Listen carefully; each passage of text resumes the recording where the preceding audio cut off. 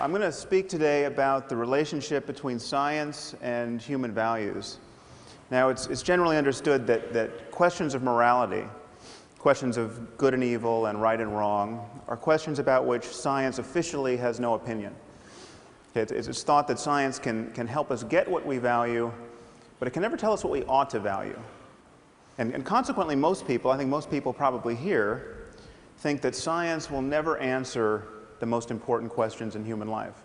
Questions like what is worth living for, what is worth dying for, what constitutes a good life.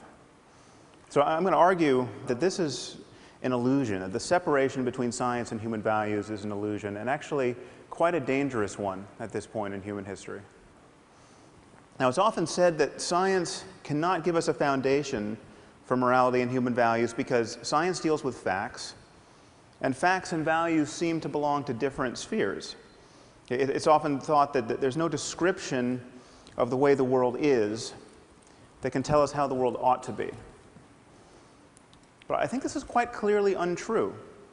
But values are a certain kind of fact. They are facts about the well-being of conscious creatures. Why is it that we don't have ethical obligations toward rocks? Why don't we feel compassion for rocks? It's because we don't think rocks can suffer. And if we're more concerned about our fellow primates than we are about insects, as indeed we are, it's because we think they're exposed to a greater range of potential happiness and suffering. Now, the crucial thing to notice here is that this is a factual claim. This is something we could be right or wrong about. I mean, if we've misconstrued the relationship between biological complexity and the possibilities of experience, well, then we could be wrong about the inner lives of insects. Okay, and there is no notion, no version of human morality and human values that I've ever come across that is not at some point reducible to a concern about conscious experience and its possible changes. I mean, even if you get your values from religion, even if you think that good and evil ultimately relate to conditions after death, either to an eternity of happiness with God or an eternity of suffering in hell, you are still concerned about consciousness and its changes. And to say that such changes can persist after death is itself a factual claim, which, of course, may or may not be true. Now, to speak about the conditions of well-being in this life for human beings, we know that there's a continuum of such facts. We know that it's possible to live in a failed state, where everything that can go wrong does go wrong, where mothers cannot feed their children, where strangers cannot find the basis for peaceful collaboration, where people are murdered indiscriminately. And we know that it's possible to move along this continuum towards something quite a bit more idyllic, I mean, to a place where a conference like this is even conceivable. And we know that there are right and wrong answers to how to move in this space. Would adding cholera to the water be a good idea? Well, probably not. Would it be a good idea for everyone to believe in the evil eye so that when bad things happen to them, they immediately blame their neighbors? Probably not. There are truths to be known about how human communities flourish, whether or not we understand these truths. And morality relates to these truths. So in talking about values, we are talking about facts. Now, of course, our situation in the world can be understood at many levels. From the level of the genome on up to the level of economic systems and political arrangements. But if we're going to talk about human well-being, we are of necessity talking about the human brain, because we know that our experience of the world and of ourselves within it is realized in the brain, whatever happens after death. Even if the suicide bomber does get 72 virgins in the afterlife, in this life, his personality, his rather unfortunate personality, is the product of his brain. Okay, and so the contributions of culture, if culture changes us, as indeed it does, it changes us by changing our brains. And so therefore, whatever cultural variation there is in how human beings flourish can, at least in principle, be understood in the context of a maturing science of the mind, neuroscience, psychology, etc. So what I'm arguing is that values reduce to facts about the conscious experience of conscious beings, and we can therefore visualize a space of possible changes in the experience of these beings. And I think of this as a kind of moral landscape with peaks and valleys that correspond to differences in the well-being of conscious creatures, both personal and collective. And one thing to notice is that perhaps there are states of human well-being that we rarely access, that few people access, and these await our discovery. Perhaps some of these states can be appropriately called mystical or spiritual. Perhaps there are other states that we can't access because of how our minds are structured, but other minds possibly could access them.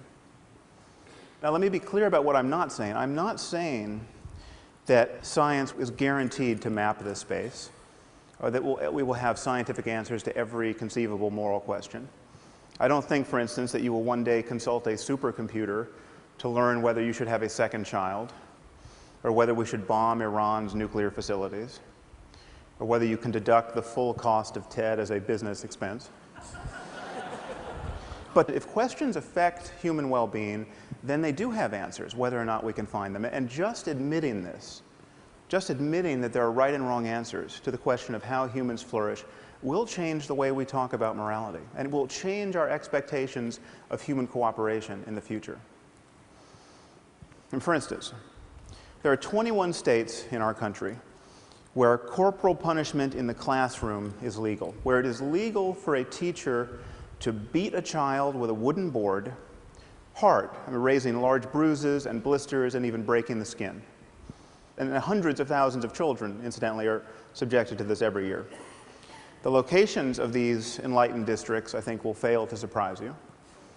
We're not talking about Connecticut. And the rationale for this behavior is explicitly religious. The creator of the universe himself has told us not to spare the rod lest we spoil the child. This is in Proverbs 13 and 20 and I believe 23.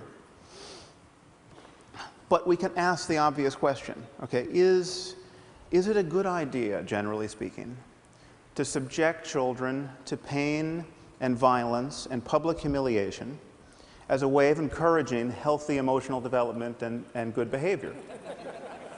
Okay, is there any doubt that this question has an answer and that it matters?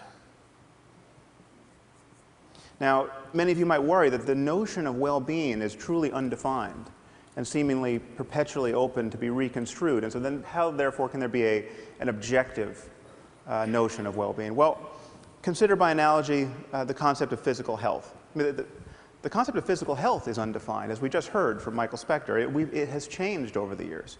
When this statue was carved, the average life expectancy was probably 30. Okay, it's now around 80 in the developed world. There may come a time when we meddle with our genomes in such a way that not being able to run a marathon at age 200 will be considered a profound disability. You know, people will send you donations when you're in that condition. Notice that the fact that the concept of health is open, genuinely open for revision, does not make it vacuous. Okay, the distinction between a healthy person and a dead one is about as clear and consequential as any we make in science. Now, another thing to notice is there may be many peaks on the moral landscape. There may be equivalent ways to thrive. Okay, there may be equivalent ways to organize a human society so as to maximize human flourishing. Now, why wouldn't this undermine an objective morality? Well, think of how we talk about food.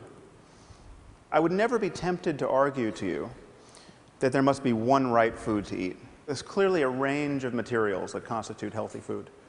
But there's nevertheless a clear distinction between food and poison. Okay, the fact that there are many right answers to the question, what is food, does not tempt us to say that there are no truths to be known about human nutrition. Now, many people worry that a universal morality would require moral precepts that admit of no exceptions. So for instance, if it's really wrong to lie, it must always be wrong to lie. And if you can find an exception, well, then there's no such thing as moral truth. Now, why would we think this? Consider, by analogy, the game of chess. Now, if you're going to play good chess, a principle like don't lose your queen is very good to follow. Okay, but it clearly admits of exceptions. I mean, there are moments where losing your queen is a brilliant thing to do. There are moments where it's the only good thing you can do. And yet, chess is a domain of perfect objectivity. The fact that there are exceptions here does not change that at all.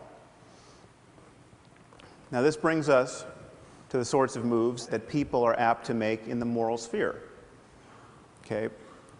Consider the great problem of women's bodies. What to do about them? Well, this is one thing you can do about them. You can cover them up.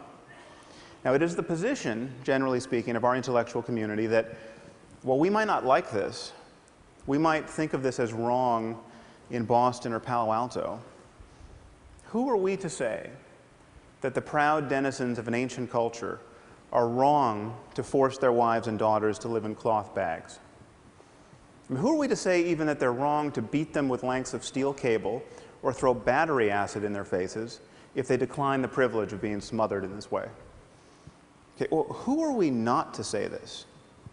Who are we to pretend that we know so little about human well-being that we have to be non-judgmental about a practice like this? I'm not talking about voluntary wearing of a veil. I mean, women should be able to wear whatever they want, as far as I'm concerned. But what does voluntary mean in a community where, when a girl gets raped, her father's first impulse, rather often, is to murder her out of shame?